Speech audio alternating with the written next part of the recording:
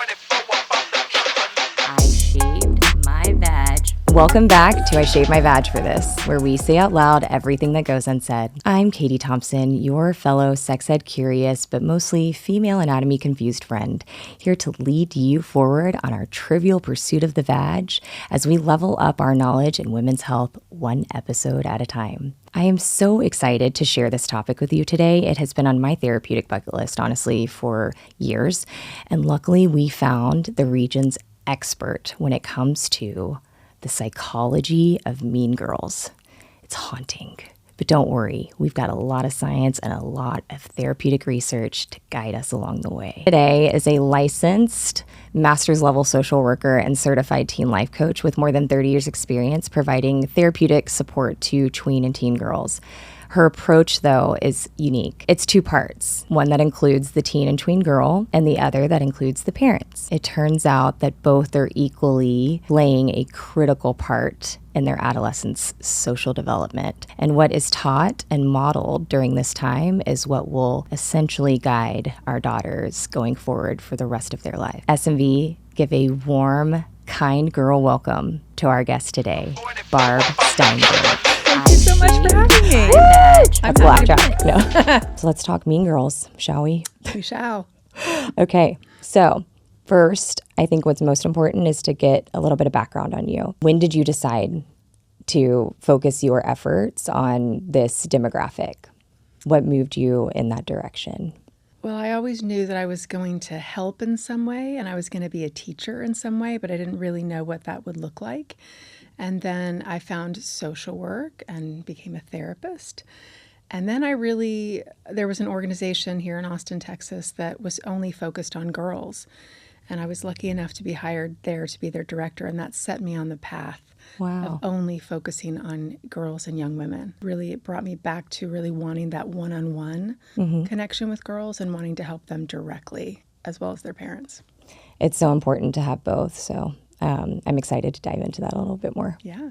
So let's talk some science because this is a hot topic. And I think we can break through some of the maybe angst that comes with covering the subject matter of mean girls, by talking about the brain and emotions and a little bit about why we operate in the way that we do socially. Can you help us understand, why do girls seek out groups to feel this sense of belonging? Girls can form groups as young as in elementary school. And they do that because they have shared interests, and so they come together on that. They also want to belong and be a part of and be included. And they also want a place to practice utilizing power or control, and groups allow for that. You mentioned elementary school. At this time, my daughter's 8. I've observed already the social politics that happen on the playground, and quite frankly, it's been triggering. So I'm hoping you can provide some therapy in this episode to where I can handle things a little bit better. So she's 8. She has a lot of one-on-one relationships with incredible girls. They all love each other. Sometimes they go hot and cold. It's a very healthy dynamic. At what point are girls moving from this one-on-one deep connection into the need for group friendships, and what's happening for them maybe neurologically or even emotionally at that time? I would say one of the main developmental situations that are happening is when they enter into adolescence, so maybe around 7th grade, 7th grade. They are now developmentally moving away from their family of origin. So their family tribe, so to speak. So they're not just creating new friendships. It's really more intense and important than that. They're really creating a new family, a new tribe. Right. Because eventually, in a few years, they're going to have to leave their family of origin. And they have to have a tribe or people to feel safe and to feel in community with. I always say the two most important developmental tasks in adolescence are independence and identity.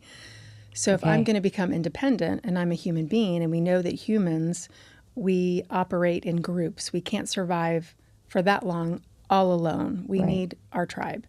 And so we know that biologically and socially. And so they seek that out knowing that I'm going to be independent from my family of origin. So I do need to find a tribe. So the stakes are high. It's survival almost.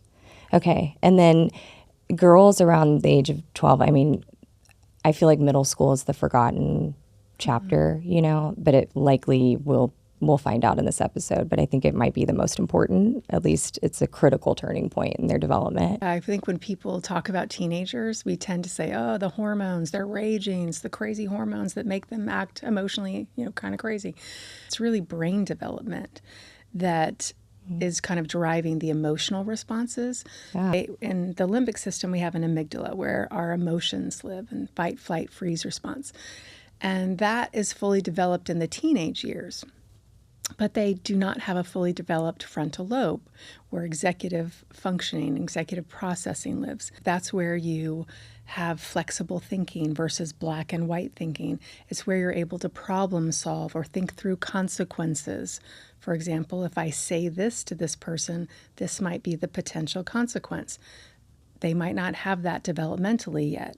Wow. So often we see our teenagers kind of blow up or have big emotional responses, and sometimes they're even confused by them. I don't know why I'm crying. I don't know why I'm freaking out.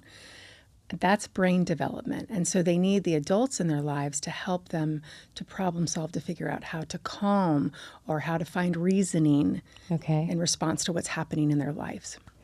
That's super helpful because I think there is a bad rap that comes with being a teenage girl, quite frankly. What actions are being taken by girls around that time, more than likely they're just having a response based on the emotions that are being triggered without really understanding why. And it's just having a direct effect on the people around them. So yes, that's why I think it's so important for us to kind of educate not only parents who are raising these girls, but also the girls themselves about what's happening physiologically and why they respond the way they do.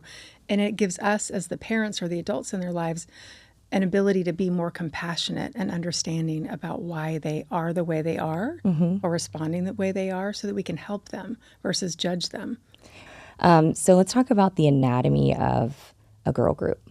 What characters exist? Yeah, I mean, to just sort of simply put, there usually is a leader, or back in the day they were called a queen bee. There was a book with that title.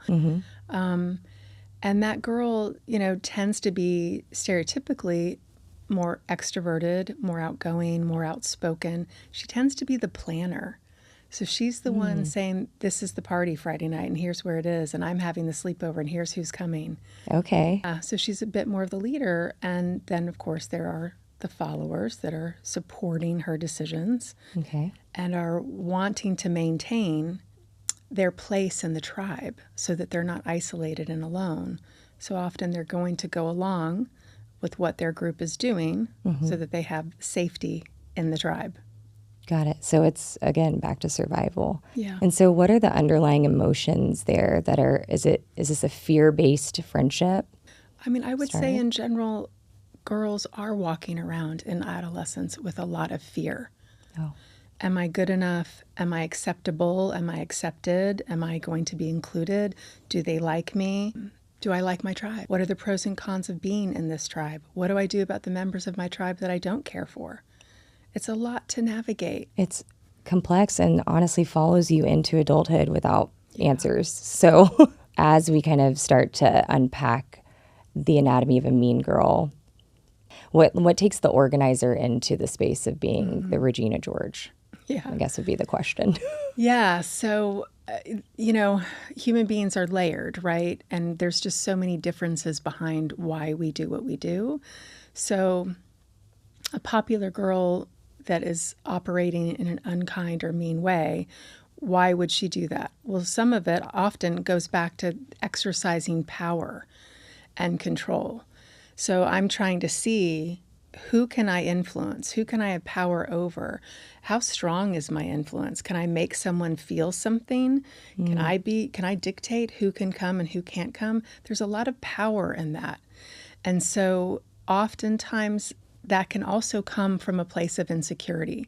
So I want to feel secure. I want to feel big, so to speak, important. And unfortunately, due to immaturity often and lack of brain development, I'm making other people smaller and using relational aggression, friendship as a weapon in order to maintain my power and my place so that I can feel secure. Do you think that that is a unique tactic used just by girls, or is that something you see with both girls and boys? Research tells us that relational aggression can cross gender. Overwhelmingly more, it happens with females. We love some psychological warfare. Yeah. And then it stays with you forever. So I'd rather honestly just get beat up. No, I'm kidding. Well, that's an interesting point that you make, because why are girls doing this? What do they get out of the mean behavior?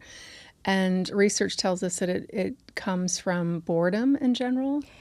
So, Sounds like it, yeah. Yeah, so it's also from a place of boredom. This is a thing, us being mean to this girl, so to speak, can be this thing that brings us together. It's social glue, it's excitement, it's drama, it's something to talk about. And it stems from a lack of maturity of being able to connect in more positive ways. Right. And it's creative in a sense for them to kind of drum up something, right? But that could be pointed in a much better direction. It sure can. It's an interesting question to ask. Why did they, this group or this girl, choose that particular girl to be mean towards or exclude or gossip about or spread rumors about? Why her? So we don't want to blame the victim, but it is a worthy question to ask. Why her? Because that is really important for that girl that might be the victim or the recipient of that meanness to really look at herself and say, why me? What is it about me that allows for that? I'll use an example. A girl that I used to coach, she was going into 10th grade, starting her 10th grade year, and same high school. And she had a friend group in 9th grade. And then in 10th grade, when it came to the lunchroom, she thought, I'd like to branch out and I'd like to make even more friends this year. And I think I might go try out this other table and sit with them, right? Healthy. Threatening. Threatening. So you can imagine her old friend group, they did not take kindly to that. So they probably had feelings of rejection. What's wrong with us? Why don't you want us? Why are you choosing them over us? The leader of that friend group decided to create a 4-minute video, which is a 4-minute video of all the things that they didn't like about her. Oh my gosh. And posted that on social media. 4 minutes is a long time to be listening to things that people don't like that's a about you. political campaign, quite frankly. Wow. And that really, really strongly impacted my client for many years, to be rejected like that. And to, with really, she was making a healthy choice. Right. It was with good intent. But they did not know how to have those conversations and how to be direct about that in a kind, respectful way. How has she evolved since then? She has worked very hard to trust other females, other girls and female young women. She's worked really hard. It's been a long road, and she's come a long way. And she's just had, it's time essentially and practice, I would imagine, with the tools you're providing. So let's talk about the mean girl today versus the one we were familiar with growing up. Can you describe what the popular / mean girl is like in school? And how does she differ from what we've known? Yeah. Stereotypically, she, as I mentioned, she's probably outgoing and outspoken. And she stereotypically is attractive and is dressing in the most popular way of the time, and usually has some kind of skill or talent that is valued by her peer group. So maybe she's, the captain of the dance team, or she's one of the best players on the volleyball team, or something like that kind of gives her a bit more status and more visibility. So there's social value attached to her. Oh, yeah. Okay. And then the kind of emotions that are unsorted that she takes action from is what really makes her cross over into Regina George, is what we're learning, right? Sometimes it's, I'm given a little power and that feels good. Yeah. And now I'm going to practice and play with that and try to get even more because it feels good to be powerful and be able to run the show. And sometimes it's also demonstrated at home of how we interact with people, what friendships look like, how we treat people, how do we get what we want. We learn that from our family of origin.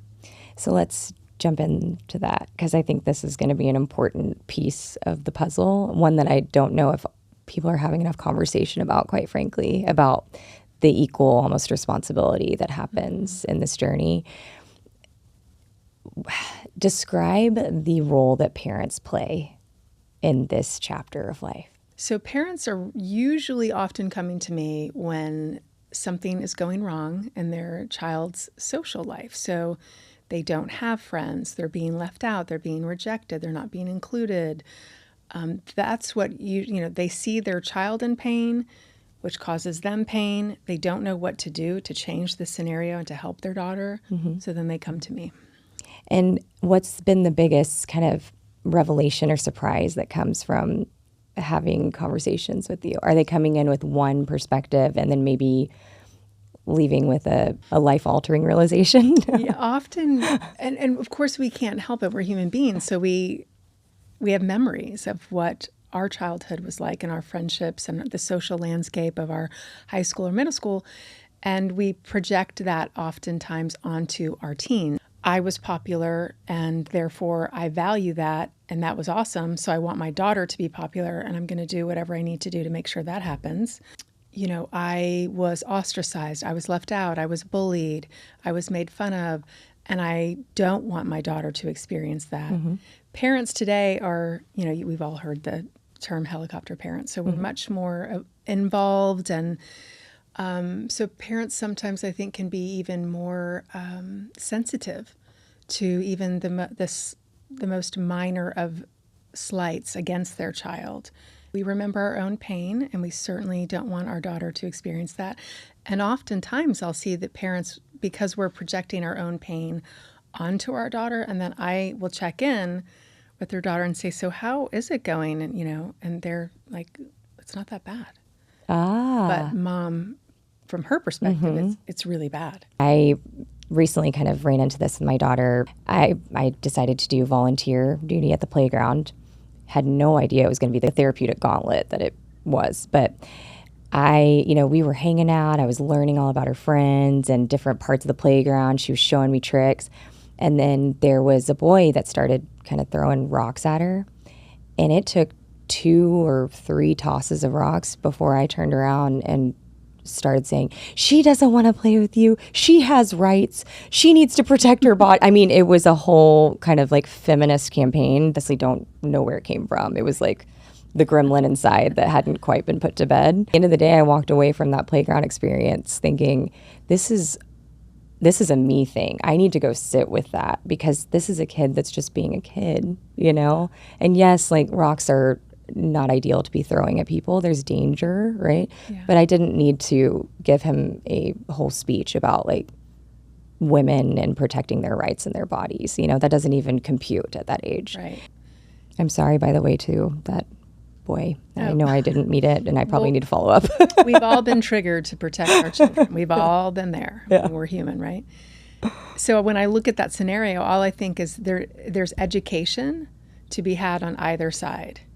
So talking to the little boy about, so you're throwing rocks, tell me what you're trying to do with the rocks. Get curious. Yeah, get curious so that he can explain what he's trying to do and then to help him to understand, is there another way to get your needs met? Maybe he wanted her attention or he wanted to play with her or something. And that was his way of trying to communicate that. So can we teach him words? Okay. And then with your daughter, something's happening to her that she doesn't like. That's going to happen for the rest of her life, right? So what is it that you want to have happen right now? Do you want him to stop? How can you say that in a kind, respectful way, but in a way that you'll be heard? And then if you aren't heard, what are you going to do with your body? So to empower our kids with language and with choices so that they're learning that in kindergarten and they're going to hear it over and over and over so that they can practice it in high school. And we are there to guide and to give, again, even in middle school and high school, words or ways of responding. So we're going to first be curious about, tell me what's going on. Like, I know you and Olivia have been having a hard time. Is there any update on that? And see if she's willing to share. Okay. If she isn't, you're going to say, hey, I'm here when you're ready to talk. I'm always willing to listen. And we're going to say, would you like me to just listen or would you like me to offer some suggestions? Okay. Now we know if she says, yes, I want to hear your advice, she's more willing to take it.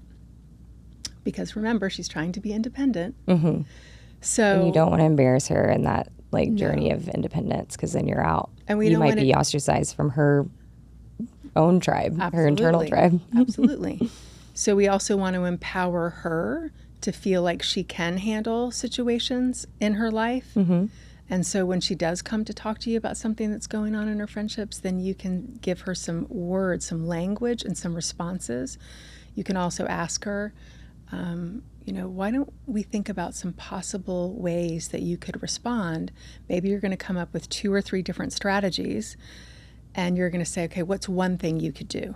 Mm-hmm. And she might say, well, I could ignore it. Okay, what do you think might happen if you did that? She'll respond because she knows the social landscape better than you do. Mm-hmm. And then you might say, okay, what else could you do? She might say, oh, well, I could take her aside one-on-one after school and I could talk with her about it. Okay, what do you think might happen if you do that? So we're really trying to help her to strategize. Okay. And help her to problem solve, because she can't do that without a fully developed frontal lobe. Mm-hmm. And really empower her to feel like she can handle certain situations in her life. But you're always there to say, do you need my help? Would you like me to intervene in any way? When you're coaching parents in your practice, you mentioned that they have surprise revelations about their own projections, right? Is there any point in time where they start talking about the social economics that are in play? Are they aware of the value of popularity and the measure of social belonging? In my practice, I would say yes, the parents are very aware of the social dynamics in the school in terms of social currency and who's popular and who the leaders are and who are extending invitations, and they want their daughters to be a part of that if they're not the girls inviting.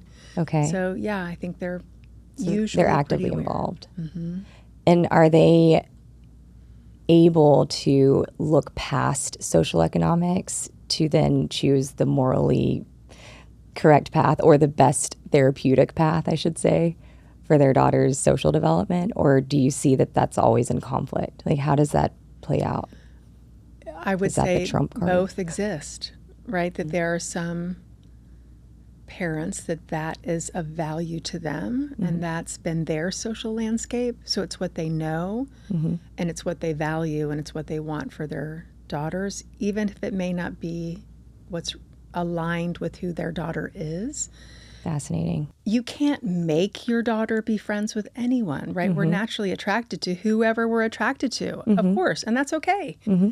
That doesn't mean that respect and kindness needs to be excluded. Totally. So I'm sitting at the lunch table, and a girl comes up and wants to sit at our lunch table. Mm-hmm. So maybe you're like, oh, I'm saving this for my friend Katie, mm-hmm. but you can say, but I'll scoot over and you could sit over here. So how could I be kind? A girl comes to sit at the lunch table, and maybe she's not like in your hardcore group, but she's a little bit on the side. Mm-hmm. And she's sitting at the table, and you can see that she's a little bit on the outside of the group or the conversation. So what can you do to be kind? You can look at her and smile. You can say hi to her. You can say, oh, this is what we're talking about, so that she can be included. Right. She makes a joke. You laugh at it. How can you be respectful and kind?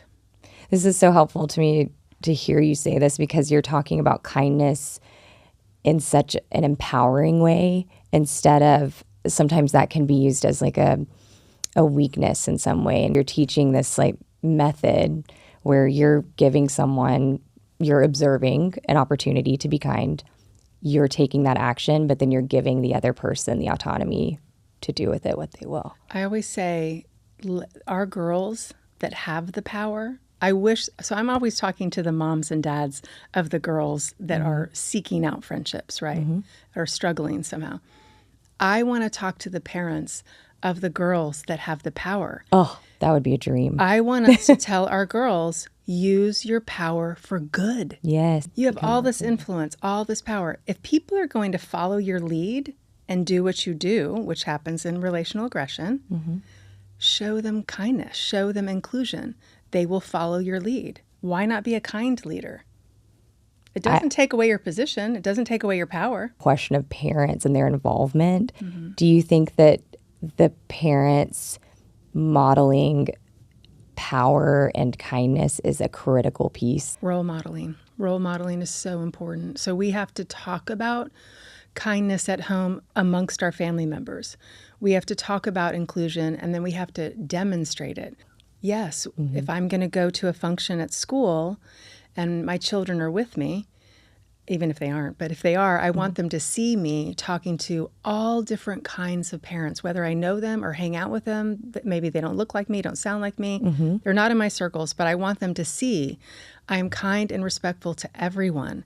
By you sharing that, I'm thinking of how much strength is derived from that, even as a parent, because you have to kind of go through the same insecurities you had in childhood of walking into a room where you want to go immediately to the security blanket. That's the friend that you've talked to before. Yeah. And it takes a lot to kind of insert yourself and do it in a way that's not, territorial or something. Friendship skills takes time.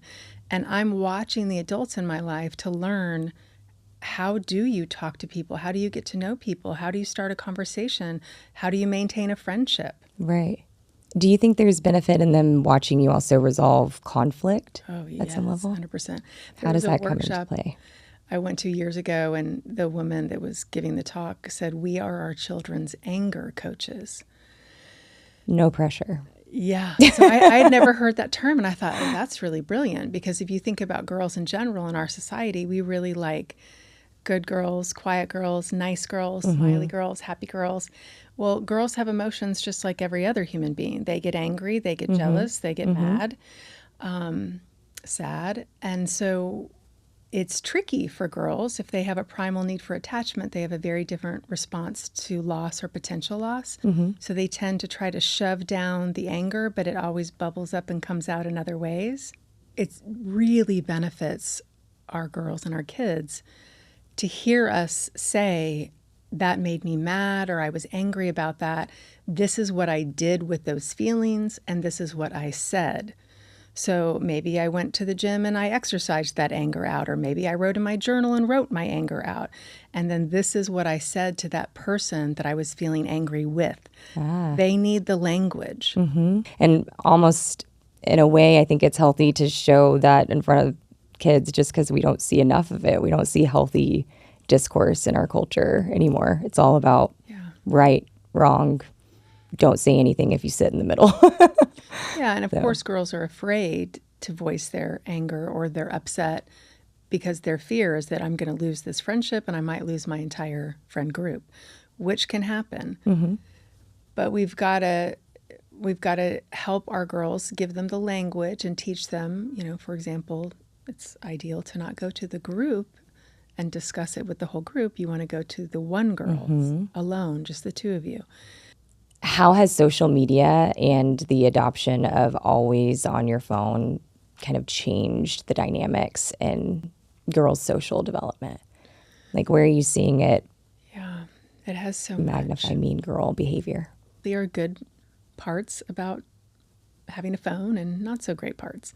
So girls seeking they have a primal need for attachment in their relationships. So the phone allows them attachment or connection at all times, which can feel good. It also can be a great source of insecurity. So I'm posting something because I'm seeking validation and connection. I'm not getting the response that I was seeking. Now I feel more insecure. So now I post again, seeking security. It can be a bit of a vicious cycle. I'll say 80% of communication is nonverbal.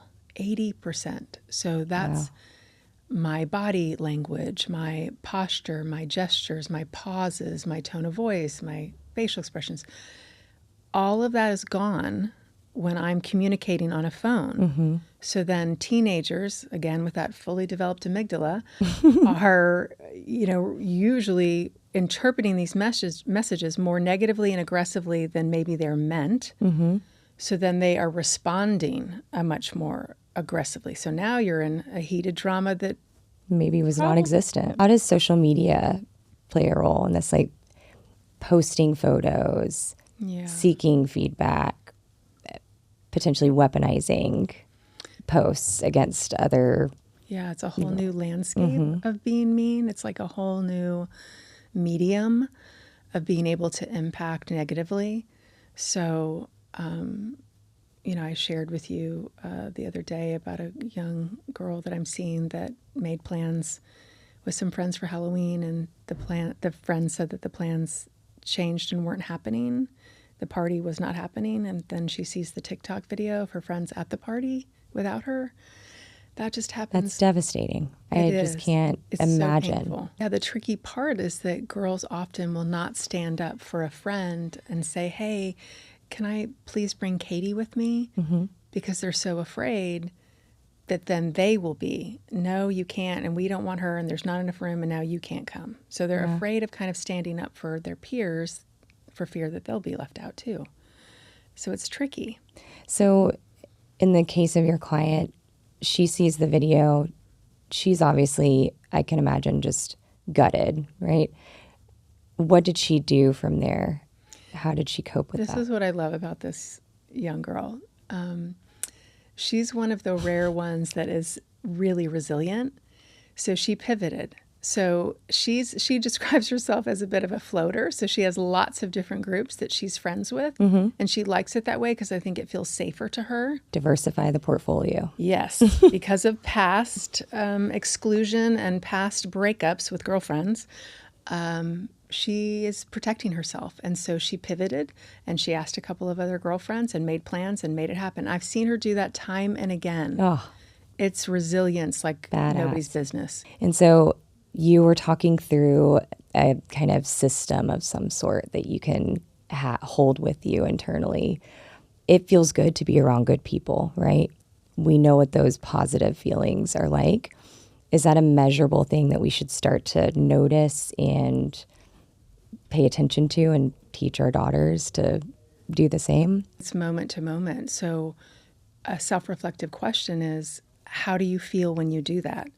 How do you feel when you think that? How do you feel when you make that choice? How did that choice make you feel? That's information. Mm-hmm. So if it feels positive, more of that. That's my path. Okay. So teaching them and conditioning them. And also exploring the why behind why am I following that group? What do I think that I'm getting from that group? Mm-hmm. What am I seeking, and am I really getting it? Because if we really dig deep enough, they most likely are not getting fully what they want. They want connection. They want someone to have their back. They want to have trust. They want to have faith. Mm-hmm. And usually you're not going to have that if you're feeling fear. We're going to close out this conversation that has been beyond therapeutic for me personally, and I'm sure every person watching. Thank you for walking through this kind of two-pronged approach. The girl, the parent, how do we all become better in the process of learning about one another and ourselves? Yeah. So I have two closing questions for you.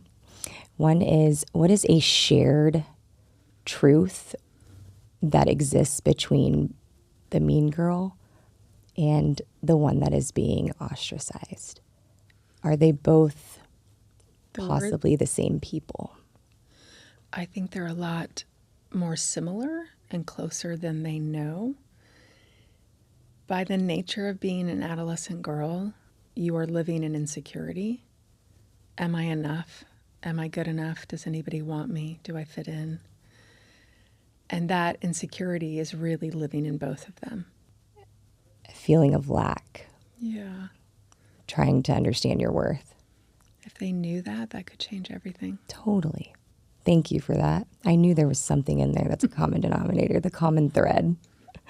Okay, I love this one too. This might be pointed, but here we are. In our journey in social development, there is always the bully and the victim, or the villain and the hero.